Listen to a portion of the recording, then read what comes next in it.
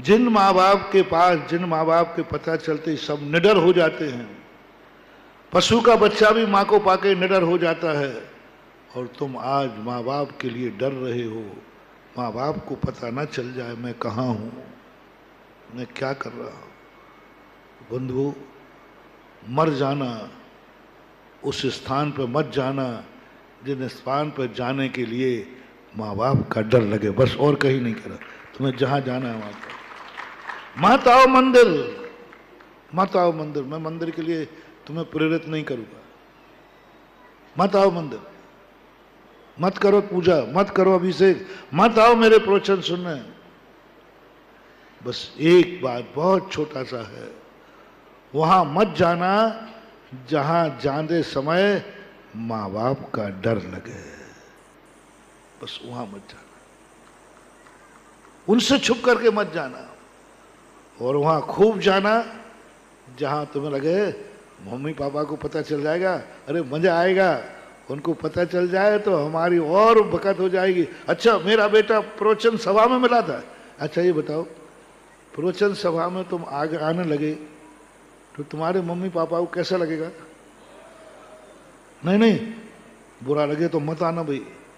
जिनके mummy papa को बुरा लगे, अच्छा ये छोकरा प्रवचन में जाने लगा, ओहो मैंने कौन से पाप किए कि ऐसे छोकरे का बाप बना।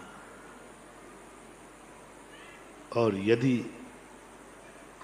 तुम्हें ऐसा लगे कि नहीं महाराज मम्मी पापा को पता चल गया कि मैं प्रवचन सुनने गया, ओहो इतने खुश होंगे, इतने खुश होंगे, वो कहेंगे अच्छा अब कोई बात नहीं, महाराज प्रवचन के महाराज के प्रवचनों में जाने लगा, ये मंदिर जाने लगा, अभिषेक को जाने लगा।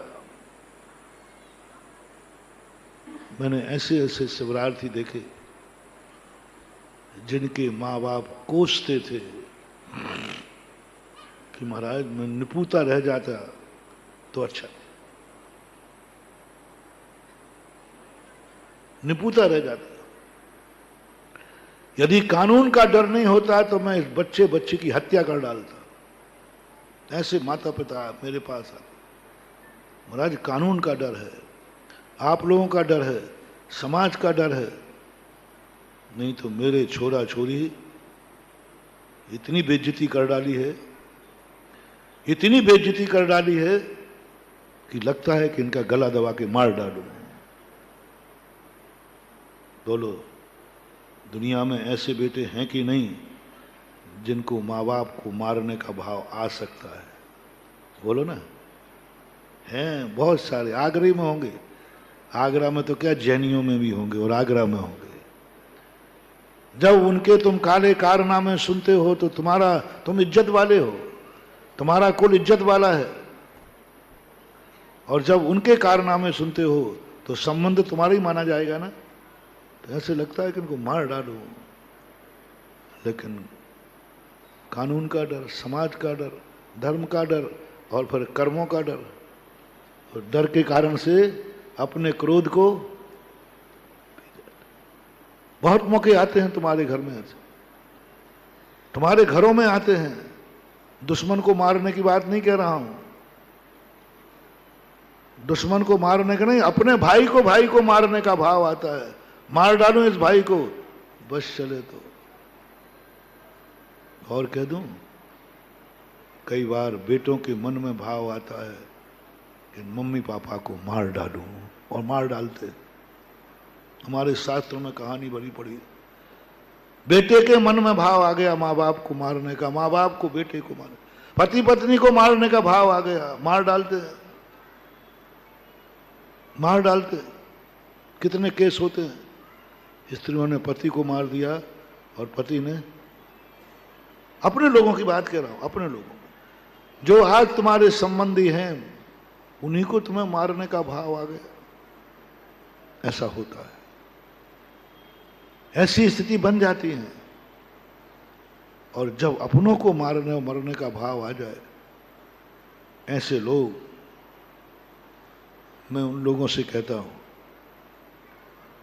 एक काम कर दो, मैं गारंटी नहीं दे रहा हूं लेकिन एग्जाम्पल बहुत है मेरे पास।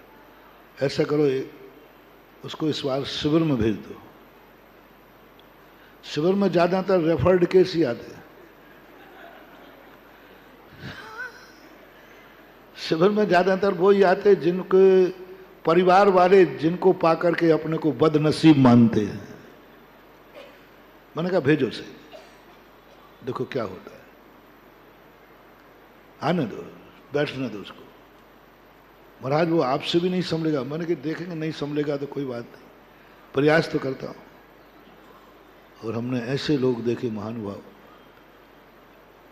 कि बाद में जब शिविर से लौट के गए तो उन्हीं के लिए देखा गया मैंने कितना पुण्य किया है जो मैंने ऐसा बेटा पाया है। हर्ष मनाने लगे, हर्ष मनाने लगे। महाराज क्या हो गया है? वो आकर मेरे पास आभार मानते हैं। बोले महाराज क्या हो गया? मैंने क्या हो गया भाई? वो तो सुबह सबसे जल्दी उठने लगा। फिर क्या करता है वो उठ करके? बोले पहले तो बोतल खोलता था, अब तो वो सबसे पहले नहा लेता है, ध्यान में बैठ जाता है। फिर क्या करता? बोले महाराज वो अभिषेक करने लगा, बिना अभिषेक के वो भोजन नहीं करता। मैंने कहा अब कैसा लग रहा है? अब भी मार डालो उसको।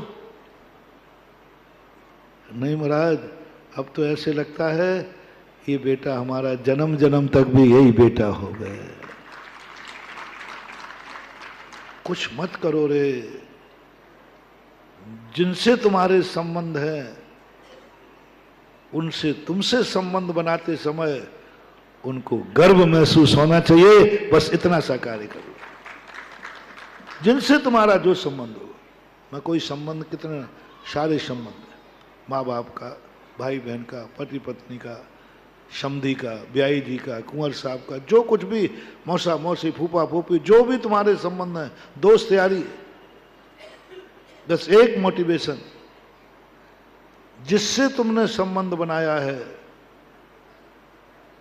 तुमसे अभी बाद में करूंगा, तुम्हें पाकर के उसको कैसा लग रहा है, तुम्हें पाकर के उसको कैसा लग रहा है।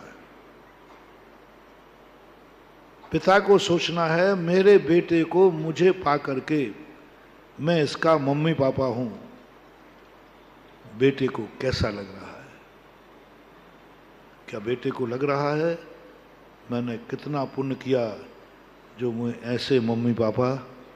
बस इतना सा जिंदगी में यदि तुमने ये ले लिया तो महानुभाव लो, मैं तुम्हें एक बहुत बड़ा आश्वासन देता हूं, कभी तुम जिंदगी में कई भवों तक अनाथ नहीं बनोगे, क्योंकि तुमने मम्मी पापा को तुम्हें पाकर वो गौरवान्वित हुए थे। गर्व था कि मेरा बेटा ऐसा है, मैं ऐसे बेटे का बाप हूं।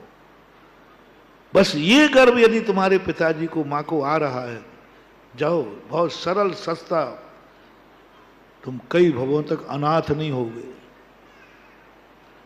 माँ बाप की छाया तुम्हारे ऊपर सदा बनी रहेगी, क्योंकि तुमने गौरव प्राप्त हुआ था। ऐसा ही हर संबंध, तुम भाई हो किसी के, तुम अपने लिए नहीं कह रहा हूं भी, क्या तुम्हारा भाई तुम्हें पाकर गौरव का अनुभव कर रहा है? क्या गौरव का अनुभव कर रहा है कि मैं वो भाग्यशाली हूं जो मेरा भाई ऐसा है?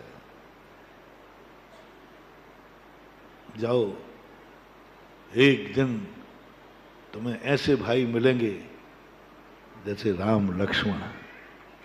एक दिन तुम ऐसे भाइयों के बीच में रहोगे जहां तुम्हारे लिए वनवास राम को होगा और वनवास जाएगा लक्ष्मण साथ में। ऐसा भाई मिलेगा।